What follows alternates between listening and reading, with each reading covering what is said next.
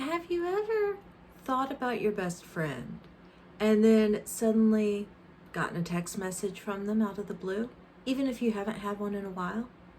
Or a phone call? Now, why does that happen? Well, let's take a look at that, shall we?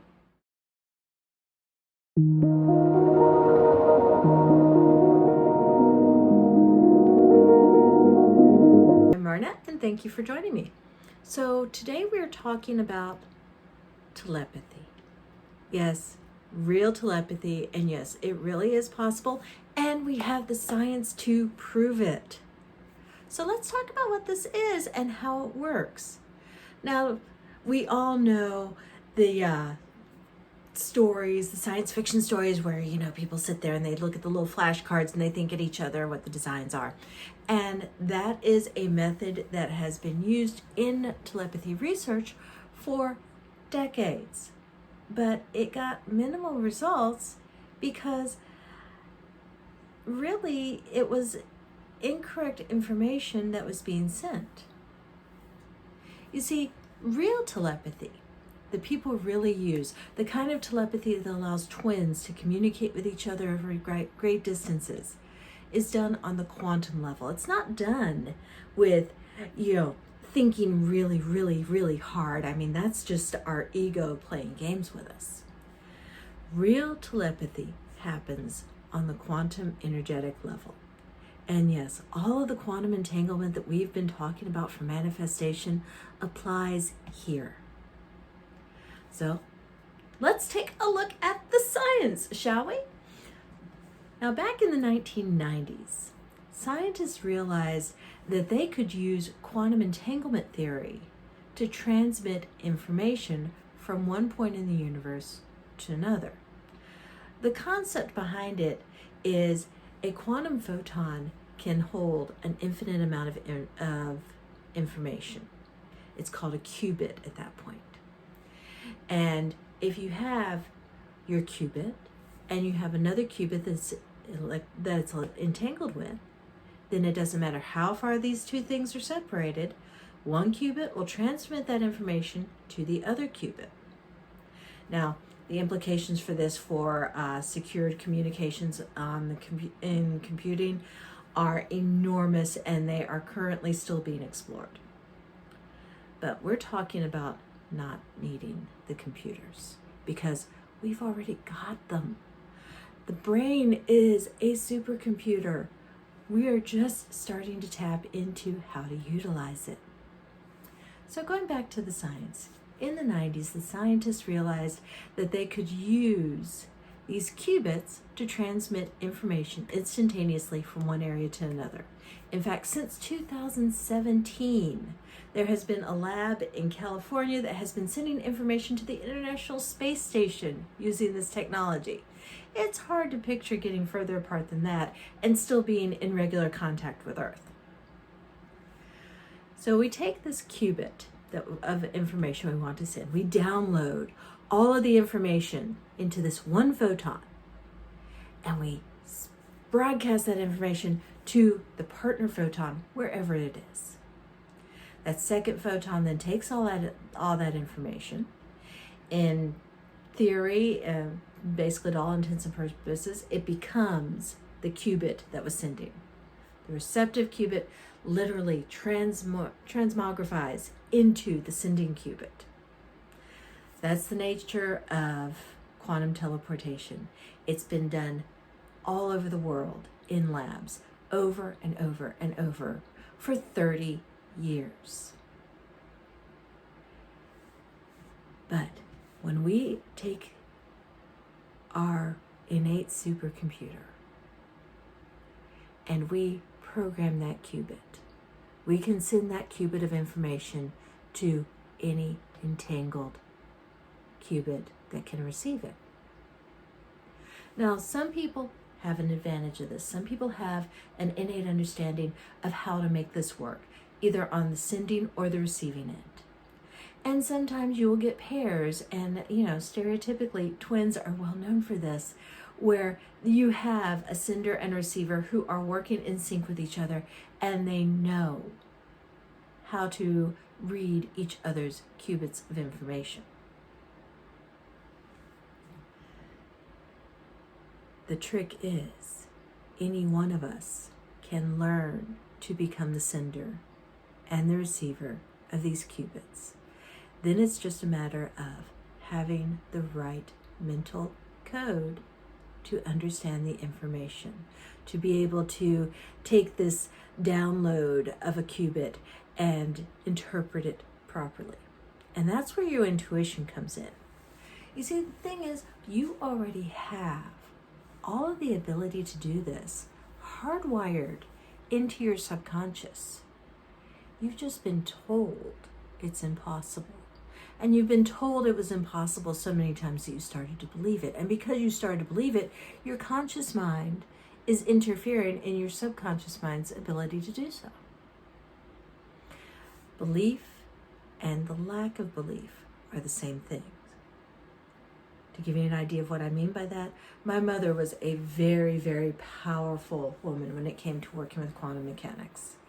But she didn't believe that this even existed. And the force of her negative belief was enough that it could short circuit quantum mechanic experiments in her area. Just because her disbelief was so strong, it interfered in keeping the belief of others from being able to perform these experiments. It was really mind-blowing to realize that that's what was happening, and that's why the experiments never worked in her house. Other things that never worked in her house were things like cell phones, because she didn't believe in those either. It takes a very strong-minded person to make cell phones stop working. But she was able to do it because of the strength of her belief. The strength of your belief in what you can do with quantum physics determines the success level that you will have with it. So we do exercises to increase our ego's belief in what our subconscious already knows. Let's go back to that best friend texting you out of the blue. You're suddenly thinking about someone that you haven't thought about in a while, and boom, there's the text from them. Could be a best friend, could be an ex, but someone that you were close to. What's really happened on the quantum level is there has been a transmission of information between the two of you, stating that there is a desire for communication. And one or the other of you acted on that information. But you did it entirely intuitively. You did it on a subconscious level. You did it on a level that was so deep in your subconscious you didn't even realize that's what you were doing. So, the way you learn to control this, the way you learn to have a say in what information you send and what information you receive, is the same way you learn to control anything else in your life, through repetition and practice. The best way to do this sort of repetition is through either a biofeedback loop or working with an open partner. Now, if you're doing this on a biofeedback loop, what you're going to be doing is having a minor effect, acknowledging that minor effect, and then working on increasing it. One way that I did this a lot when I was a child was we had a fish tank, and we had a beautiful betta fish in the fish tank. And the loop that I would set up with that was I would look at that fish and I would think, go up, go up, go up. And I would continue doing that until the fish went up to the top of the tank.